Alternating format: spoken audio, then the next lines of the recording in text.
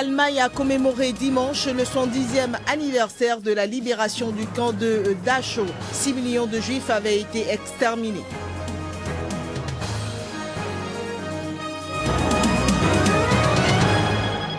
Viol d'enfants par des militaires français en Centrafrique. Les enquêteurs de droits de l'homme ont fait appel aux officiers de la protection de l'enfance.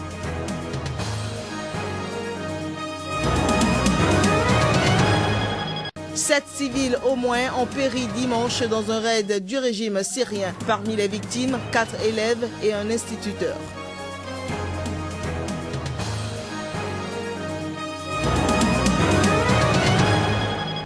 Bonjour à toutes, bonjour à tous, bienvenue dans cette édition.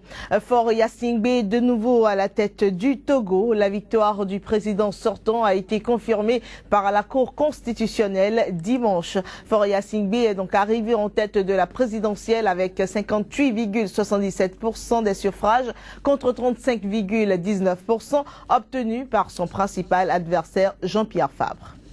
Avec 58,77% de suffrages, Faure Gnassingbé est reconduit à la tête du Togo pour un 3e mandat. C'est le Conseil constitutionnel togolais qui a confirmé la victoire du président sortant ce 3 mai.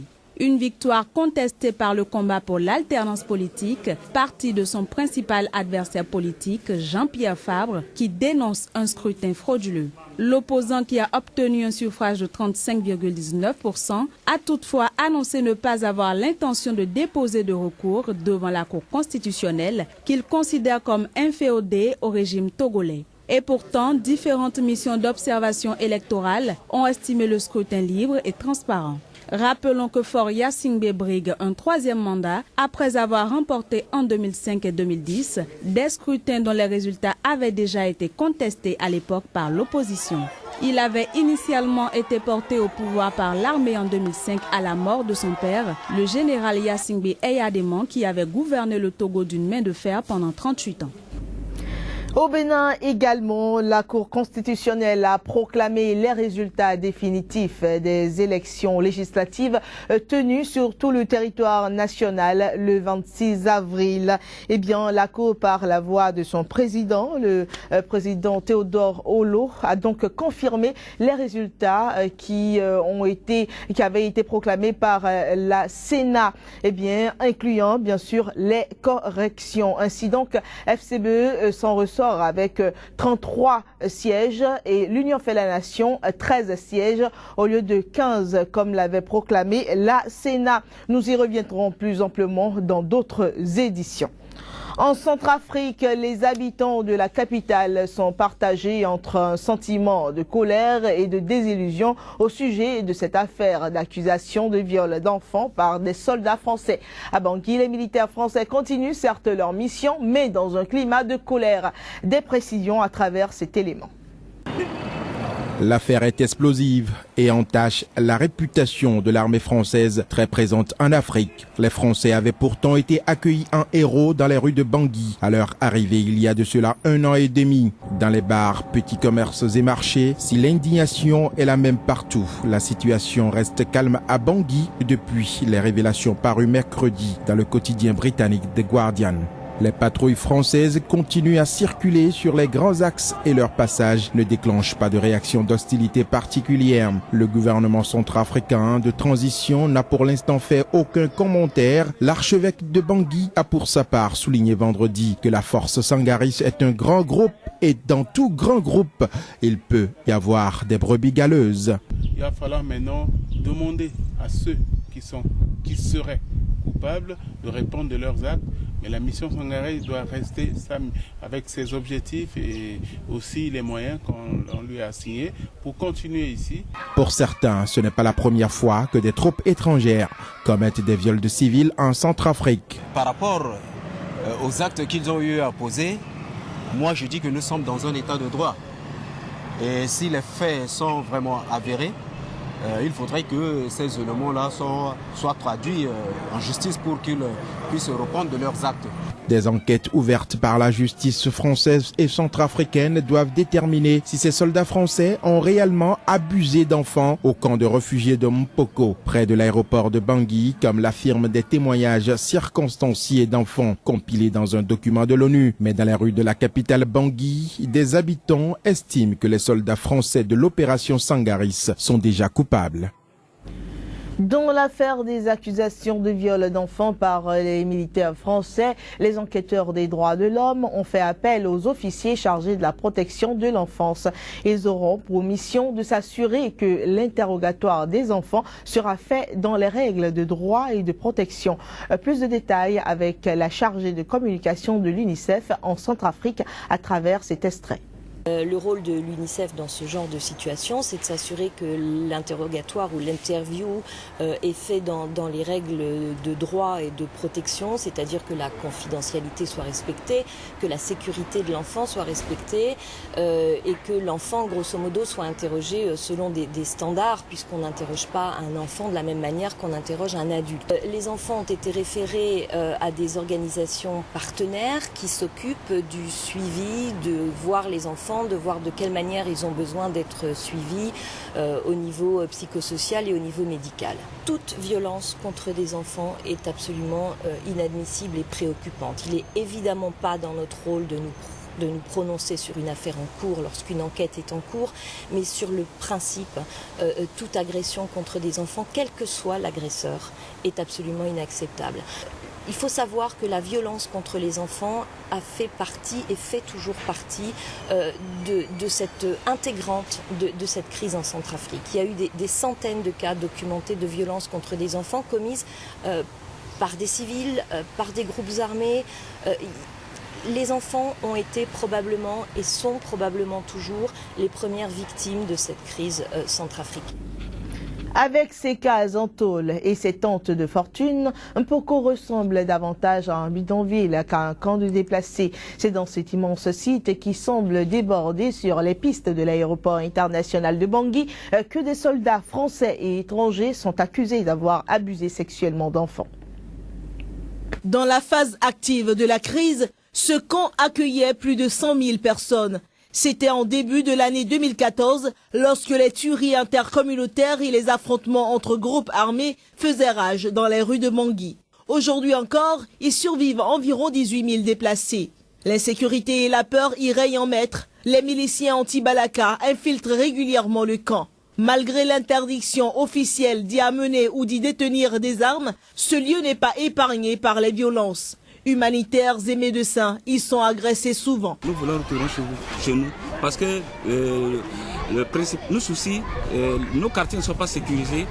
Il y a le quartier Sarah, toutes les maisons détruites. Bon, comment on peut retourner chez nous?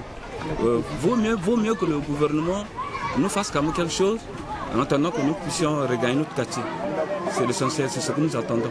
Notre attente par rapport au forum, le problème de là où nous sommes là, surtout le site de Castor, c'est le problème de la sécurité, la toute première problème de la sécurité. Et nous attendons aussi la réparation de nos biens perdus. La première des choses, c'est la sécurité. Qu'on fasse le désarmement dans les quartiers Sarah, Yakité, Bibalé, afin que les gens rentrent chez eux et continuent leur activité. Parce que sans sécurité et pas de désarmement, y compris chrétiens et musulmans qui ne sont pas désarmés, on n'a aucun pouvoir de retourner chez nous. Toutes nos maisons sont cassées. La plupart des familles entassées là ont beaucoup perdu leur emploi, mais aussi leur maison saccagée par les pillards. Quant aux livraisons d'aide alimentaire, elles virent parfois en émeute. Bientôt, tous les déplacés devront faire leur maigre bagage, les autorités centrafricaines ayant annoncé la fermeture prochaine du camp pour des raisons sécuritaires, économiques et d'hygiène. L'Allemagne a commémoré dimanche le 70e anniversaire de la libération du camp de concentration de Dachau. La cérémonie s'est déroulée en présence de la chancelière allemande Angela Merkel, qui a appelé à ne jamais fermer les yeux devant l'antisémitisme. Précisons que durant les 12 mois de cérémonie marquant la fin du joug nazi, c'est la seule fois où la dirigeante participe à une cérémonie dans un des camps qui ont notamment vu 6 millions de Juifs exterminés dans la plus grande tentative d'élimination d'un peuple de l'histoire. Rendons-nous à présent en Syrie. Au moins 7 civils, dont 4 élèves et un instituteur, ont péri dimanche dans un raid du régime syrien sur un centre éducatif dans la métropole d'Alep. Le rapport a été fait par l'Observatoire syrien des droits de l'homme. Le drame s'est produit lorsqu'un baril d'explosifs largué par l'armée de l'air syrienne s'est abattu sur la cour d'un centre éducatif dans le quartier de Saïf al-Dawla, lieu situé près de la ligne de démarcation entre rebelles et régime. Témoignage du directeur de l'ONG, Rami Abdelrahman. L'armée de l'air largue quotidiennement des barils d'explosifs sur les secteurs rebelles, tandis que les insurgés tirent des obus sur les quartiers tenus par le régime. Un hélicoptère a lancé un baril explosif ici, sur une école primaire. Nous sommes venus à l'appel de la défense civile et au début, nous avons retiré les corps des dizaines de blessés et des victimes.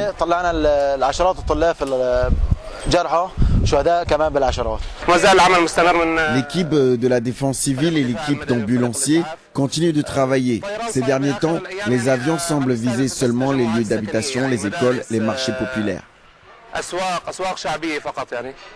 Notons que Alep, divisé entre un secteur ouest contrôlé par le régime et un secteur est contrôlé par les rebelles, est ravagé par des combats sanglants depuis 2012. Les écoles d'Alep, installées dans la partie rebelle, avaient fermé leurs portes pendant une semaine après un raid du régime sur un quartier qui avait tué 9 personnes, dont 5 élèves et 3 instituteurs. Le secrétaire général de l'ONU, Ban Ki-moon, avait demandé de mettre fin à l'utilisation de barils explosifs dans la guerre en Syrie. Ed Miliband n'est pas fait pour être Premier ministre. C'est du moins ce que pensaient les Britanniques il y a seulement quelques mois. Aujourd'hui pourtant, il est au coude à coude avec le Premier ministre sortant des sondages. Eh bien, portrait d'un homme qui se définit comme un coriace et qui a su faire passer dans l'électorat un message à la gauche du New Labour de Tony Blair. C'est l'image qui avait abasourdi la Grande-Bretagne. En septembre 2010, Ed Miliband remporte l'investiture du Parti travailliste contre son frère aîné David Favori, ancien ministre de premier plan, que beaucoup voyaient comme le futur locataire du 10 Downing Street. En dépit des apparences, David ne pardonnera pas et partira travailler aux États-Unis. Quant aux Britanniques, ils ne cesseront de s'interroger sur ce choix. Et pourtant, d'emblée, Ed se positionne comme le leader incontournable du parti. Aujourd'hui, une nouvelle génération a pris le pouvoir pour servir notre parti et un jour, je l'espère, pour servir notre pays. Les 5 années qui suivent vont être agitées par des critiques incessantes contre son leadership, sa voix nasillarde et sa raideur. Mais aujourd'hui, Ed, 45 ans, est toujours là. Fils d'un professeur marxiste d'origine juive polonaise qui avait dû fuir les nazis, il se décrit comme un homme coriace. Et les Britanniques, qui ne voyaient pas cet homme en Premier ministre, prennent petit à petit la mesure de sa détermination, mise en valeur par ses conseillers en images. Je pense que Miliband avait un sérieux problème et ils ont vraiment travaillé dessus. Je trouve qu'il est beaucoup mieux maintenant qu'il y a 1 ou 2 mois, quand on ne comprenait rien à ce qu'il disait et que son contact avec les gens était inexistant. Il est beaucoup mieux. Il serre la main des gens, les regarde droit dans les yeux. Ses discours sont mieux, même si c'est toujours un peu mécanique. Et de fait, Ed tient tête à David Cameron dans les sondages qui les mettent au coude à coude depuis des mois. Dans un pays où la pauvreté s'aggrave malgré la reprise de la croissance, où les banques alimentaires se multiplient, son discours, ancré à la gauche du New Labour de Tony Blair, porte. Ma promesse pour vos familles, c'est un salaire minimum à 8 livres de l'heure, la fin des contrats à 0 heure, des exemptions fiscales maintenues, une hausse des aides à la garde d'enfants, une TVA et des cotisations sociales qui n'augmentent pas. parce que mon parti est déterminé à aider les familles des travailleurs de ce pays. Les bookmakers et les sondages lui donnent un léger avantage sur David Cameron pour le poste de Premier ministre. Mais il doit faire face à un obstacle de taille, l'avancée des indépendantistes écossais qui va le priver de nombreux députés dans cet ancien bastion travailliste. Avec plus que jamais d'actualité, la menace d'une victoire à la Pyrrhus, sans réelle possibilité de constituer un gouvernement solide. C'est la fin de cette édition. Mesdames et messieurs, merci pour votre attention. Nous vous souhaitons de passer une agréable semaine.